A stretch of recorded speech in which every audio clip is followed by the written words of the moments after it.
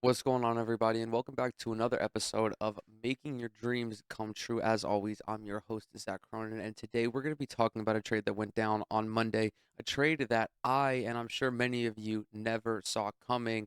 That is John Collins being sent off to Utah by the Atlanta Hawks in a trade that returned Rudy Gay and a future second round pick. John Collins has been on the trading block for about 3.5 million years.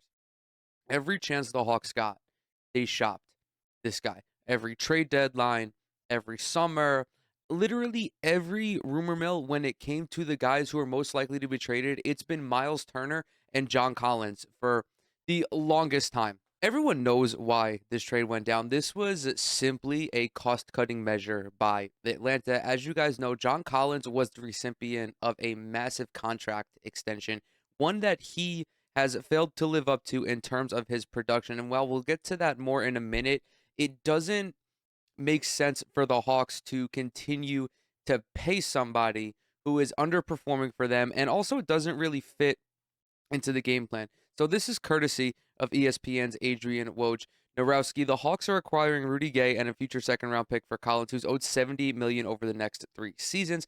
The swap creates a $25.3 million trade exception for the Hawks, the largest in the NBA. Atlanta has a year to potentially use the exception to take on a player's contract. He also continues for Atlanta the acquisition of Gay, who exercised his $6.4 million player option for next season as a part of his trade, allows the Hawks to drop far below the $182.5 million second apron and beneath the $165 million luxury tax threshold for this upcoming season. Woj also adds that Atlanta is still expected to be in the deal making business this summer. They're certainly not far. They're certainly not done trying to improve this roster. Allegedly, Landry Fields has the okay to go ahead and get back into the luxury tax if he is able to build a contending team. And also, offloading Collins' contract allows for more wiggle room in the extension talks with DeJounte Murray, Sadiq Bey, and also Onyeka Okongwu, three players who I would imagine Atlanta would like to keep on the roster for as long as possible. To talk about this package, obviously the Hawks were not trying to get anybody worthwhile. They were simply just trying to get rid of all of this dead money, or at least how they saw it as dead money. Rudy Gay is about 187 years old at this point. I cannot believe that he was involved in a trade in the year of our Lord 2023, and yet here we are. Certainly, Hawks fans are going to have no reason to go ahead and start parading down the streets with the acquisition of Rudy Gay, but I did see some I guess like mixed reactions online. It was a move that I'm sure many people, I don't know if many people expected it to happen, but they understood why it had to happen regardless of whether or not they liked John Collins. So just so we can be clear, I still think that John Collins has the capabilities to be a productive player in the NBA, despite the fact that he fell off about as hard as any young player did this past season. He averaged just 13 points and 6.5 rebounds while shooting below 30% from three. Mind you, when he was 22 back in 2019 2020, he averaged 21.6 points, 10.1 rebounds, and shot 40% from three. He is not that far removed from being a walking 20 and 10. And I think that the reason he had this dramatic decrease in production wasn't all his fault. I think the Hawks roster setup just did not allow for him to play any natural positions. Coexisting alongside Clint Capella was effectively impossible because although Collins has expanded his game towards the perimeter, I don't consider him a perimeter player. Like just because he can attempt threes and make threes at a respectable clip does not mean that that is all that his game is. He's not like Kristaps Porzingis, for example. He is still a kind of traditional power forward who likes to hang out around the basket, collect rebounds, just play inside the paint, and that was not going to happen with this Hawks team. Just to get back on track to this package, they were not going to get anything better than Rudy Gay in a second round pick. The Hawks were. They've spent too long trying to offload John Collins. They were so adamant about moving on for him. They were so horny to send him literally anywhere. I don't think I've seen an organization this horny since the Kennedy administration trying to invade Cuba. It was just every possible rumored that they could drop about wanting to move on from John Collins, they did. And when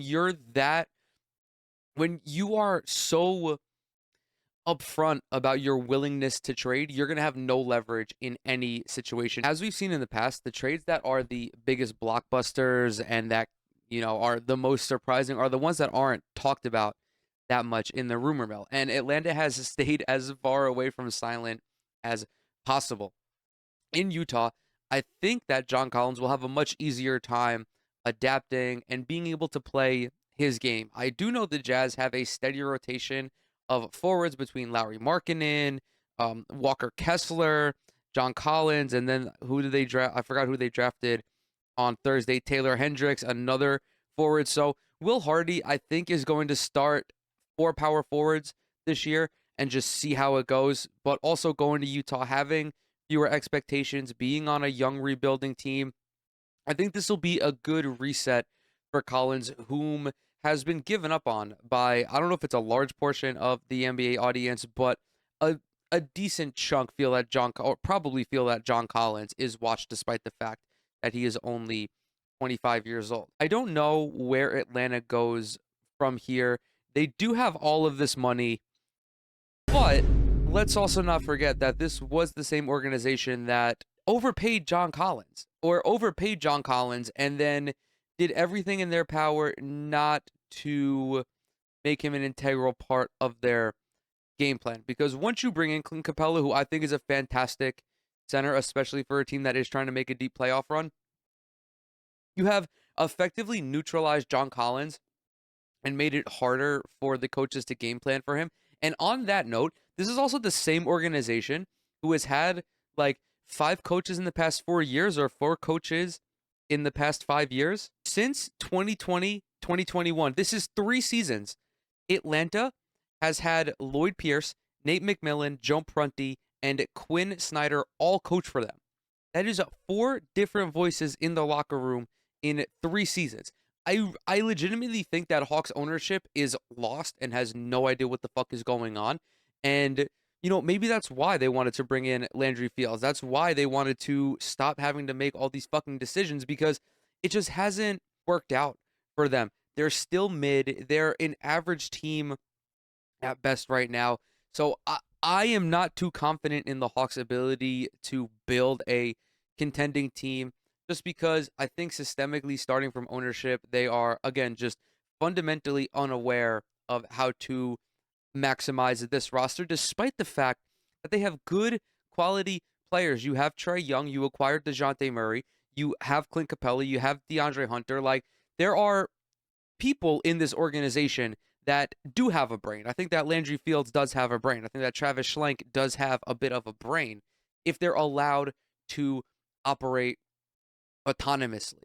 So that'll be a big thing to look for going forward. I admittedly, again, I don't think that Atlanta is really going to do anything of note in this offseason, even if they are still on the hunt. I think that overall, this was a decent trade all around.